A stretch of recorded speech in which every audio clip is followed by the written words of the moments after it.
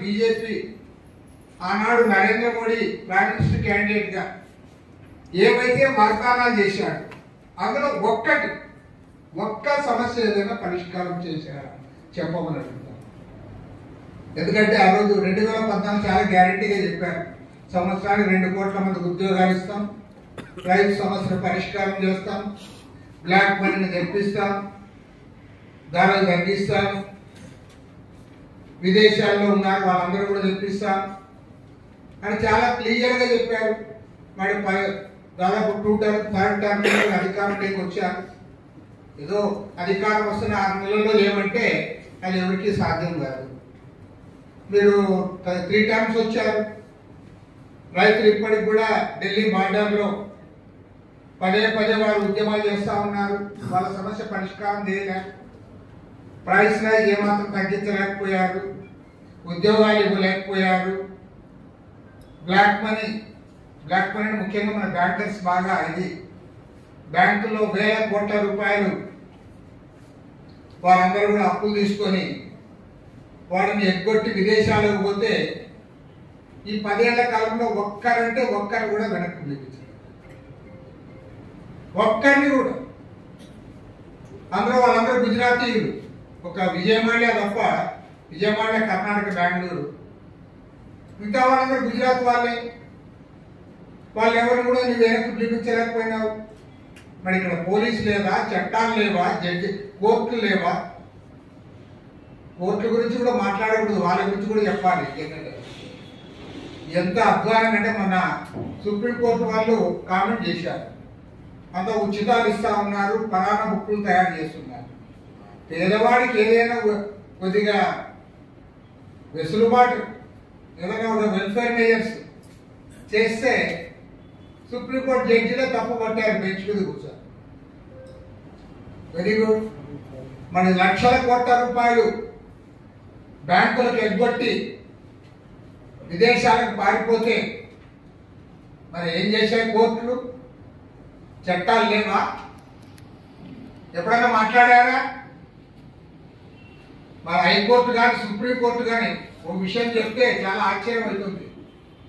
ఈ SECI agreement ఏదైతే ఉందో ఆ సెకీ అగ్రిమెంట్ జరిగినప్పుడు మేము చెప్పాము, దీని ద్వారా ఆంధ్ర రాష్ట్రంలో 1,10,000 కోట్ల రూపాయల భారం అదనంగా విద్యుత్ వినియోగదారుల పైన పడుతుంది.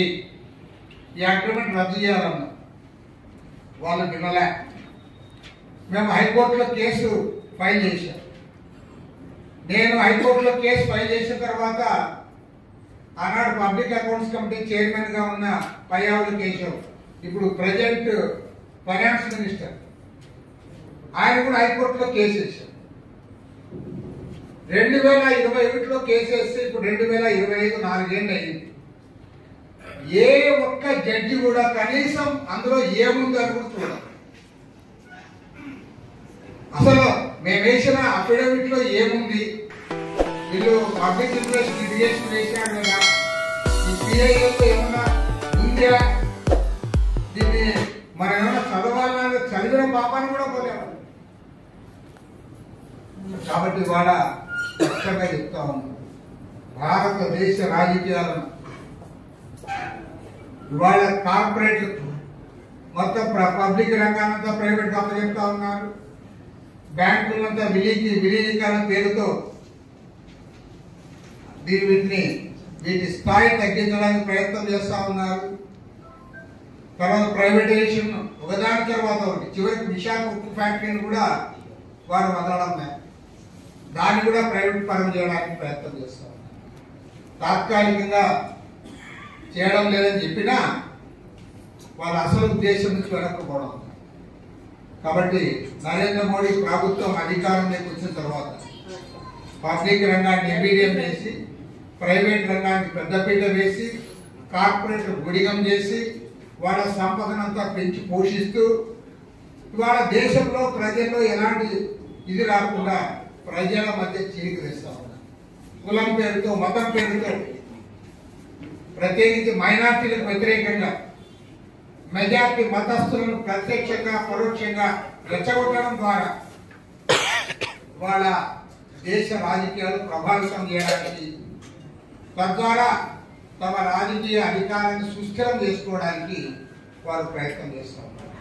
కాబట్టి ఏమంటే విఘ్నులైన ఇలాంటి వాళ్ళు ముఖ్యంగా ఎందుకంటే వాళ్ళ ఎలైట్ క్లాస్ ఇంతో మంచి ఉద్యోగాల్లో ఉన్నవాళ్ళు, తర్వాత సమాజాన్ని ప్రభావితం చేయగలిగిన వాళ్ళు, ఏదైనా ఆచితూచి మాట్లాడగలిగిన వాళ్ళు, ఒక సబ్జెక్ట్ని తెలుసుకొని దాన్ని ప్రజలకు వివరించగలిగిన వాళ్ళు, ఇలాంటి వాళ్ళందరూ కూడా వాళ్ళ సమాజంలో ఒక క్రియాశీలకమైన పాత్ర పోషించాల్సిన అవసరం ఉందని మనం చేస్తున్నాం.